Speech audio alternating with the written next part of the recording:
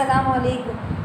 آج ہم اردو کو گلدستہ گیندا جو کہ جماعت دوم کے لیے ہے، اس میں سے جو سبق پڑھیں گے اس کا نام ہے اللہ کا گھر۔ اس کا نام ہے اللہ کا گھر، جو کہ صفحہ نمبر 32 پہ ہے۔ تو آ جائیے صفحہ نمبر 32 پہ، پیج نمبر 32۔ اللہ کا گھر۔ اللہ کا گھر مساجد جتنی بھی ہوتی ہیں آپ نے سنا ہوگا، اکثر ہمیں کہا جاتا ہے جاؤ نماز پڑھ کے آؤ، کہاں؟ اللہ کے گھر میں، یعنی کہ مسجد کو اللہ کا گھر کہا جاتا ہے، ایسے ہی ہے نا؟ اچھا، اب اللہ کا گھر، تمام مساجد کو ہم اللہ کا گھر کہتے ہیں، کیوں کہتے ہیں؟ اللہ کی عبادت کی جاتی ہے، وہیں پہ نماز پڑھی جاتی ہے، وہیں پہ ذکر درود کیا جاتا ہے، 5 وقت کی نماز پڑھی جاتی ہے، سب مسجد میں جا کے نماز پڑھتے ہیں، ٹھیک ہے؟ اب اللہ کا جو سب سے بڑا گھر ہے، جو قبلہ اول ہے، وہ ہے خانہ کعبہ۔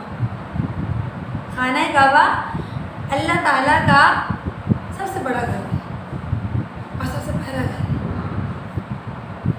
اب اسے بنایا کس نے؟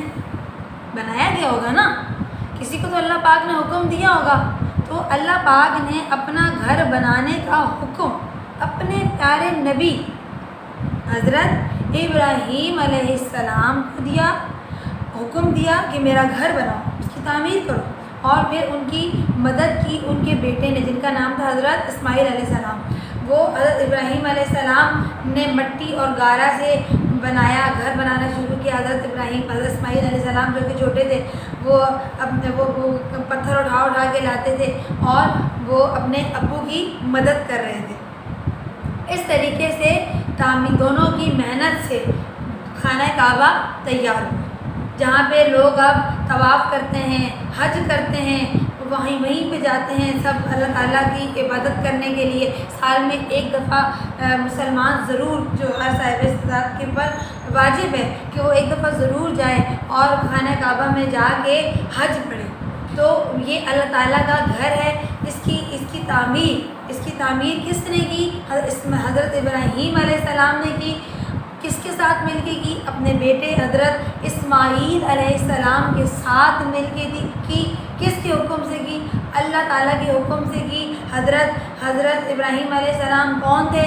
اللہ تعالیٰ کے نبی تھے، اور حضرت اسماعیل علیہ السلام بھی، ٹھیک ہے؟